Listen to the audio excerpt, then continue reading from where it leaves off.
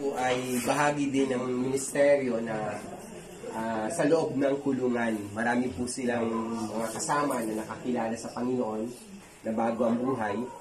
At ako po ay isa ring missionary. Umiikot po ako sa iba't ibang bansa para mangaral din po ng salita ng Diyos. Nung malaman ko po na babiyahe papunta rito, nagpaalam po ako sa Bible study ko ngayon. Ang Bible study po ay sa bahay ni Ivana. Yung kanya pong mother at mga kasama sa bahay ay Bible study ko po sa kanilang bahay sa Fairview. Salamat dahil pagkaraan ng 12 oras na paglalakbay, nakarating po kami dito sa inyong bayan. Hindi na po lingid sa akin to dahil nakapagkasal na po ako dyan sa may 100 Island. Banda Pahuro, hindi po ba? So, nagkasal na po ako dyan. Isang OFW din po yung kinasal ko, taga Japan. May restaurant na pag-aari sa Japan. At isang Pilipino na medyo model. At yan po kinasal sa 100 Island. At salamat po dahil nung kami pumunta riyan para magkasal, hindi ko makakalimutan, muntik po kaming mamatay. Dahil di namin alam na sa bilis ng takbo namin, yung palang dulo ng kalsada, letter T. So, kabilaan po yung mga sasakyan at nagmamadali yung driver. Kung dediretso niya, babanggaan kami sa pader. Kung liliko niya sa kanan, may sasakyan. Kung liliko niya sa kaliwa, may sasakyan. Buti po doon sa tabi ng pader, may isang skinita na kasang-kasa yung jeep. At doon po kami nakapasok. Pero lahat po kaming pasahero, nagrambolan po sa loob ng jeep. At bigla pong tumakbo yung mga tao at agad kami sinaklolohan. At sabi sa amin, kumusta po kayo?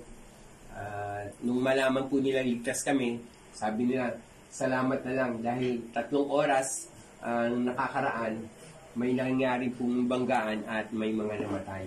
So hindi ko po makakalimutan yan na nung araw po na ako'y nagkasal dyan sa 100 Islands, muntik na kaming mamatay. At muli ay hindi ko naisip na makakabalik pala ako sa lugar na ito, madadaan po ako dito sa isang pangyayari. At ako po'y nagagalak na makilala si Kuya Ali. Saan ba tayo nagkita, Kuya Ali? Sa loob? Sa loob ba o sa labas na? Labas na. So, meron po tayong 4 na churches na hinahawakan sa Manila City Jail. Pupunta rin po tayo sa sa Muntinlupa. Doon po sa Medium RDC. Minsan nakapasok din po sa Maximum. Sa marami pang lugar na mga tao na wala ng pag-asa pero nung nakarinig po ng salita ng Diyos ay nagkaroon ng pag-asa. Nais ko pong kunin ang inyong pansin dahil kapag ganito pong imbitasyon hindi ko natatanggihan. Meron pong sinabi po kasi sa aklat ng Mangaral, Kabanatang 7, talatang 1. Talon po muna ako bago po yung verse 1, sa verse 2 muna po. Sabi doon sa verse 2, mapalad daw po ang pumupunta sa bahay ng may namatayan kaysa pumupunta sa bahay ng may handaan. Sabi mo sa katabi mo, mapalad ka't narito ka. Bakit po? Sabi ng Bible, mapalad daw po ang taong pumupunta sa bahay ng namatayan kaysa bahay ng may handaan. Sabagat higit daw pong mas mahalaga ang araw ng kamatayan kaysa araw ng pagkabuhay. Mangaral chapter 3, may panahon ng pagsilang, may panahon ng kamatayan. At doon po sa verse 1, ang sabi doon, ang mabuting pangalan ay higit na mas mahalaga sa mamahaling alahas at mga kagamitan. Binanggit po ni Carr, tama ba?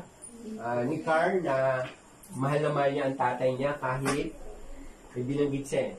Kahit daw po ay merong bisyo, no? sapagkat tinuruan daw po siya na maging mabuting anak. No? Napakahalaga po ng mabuting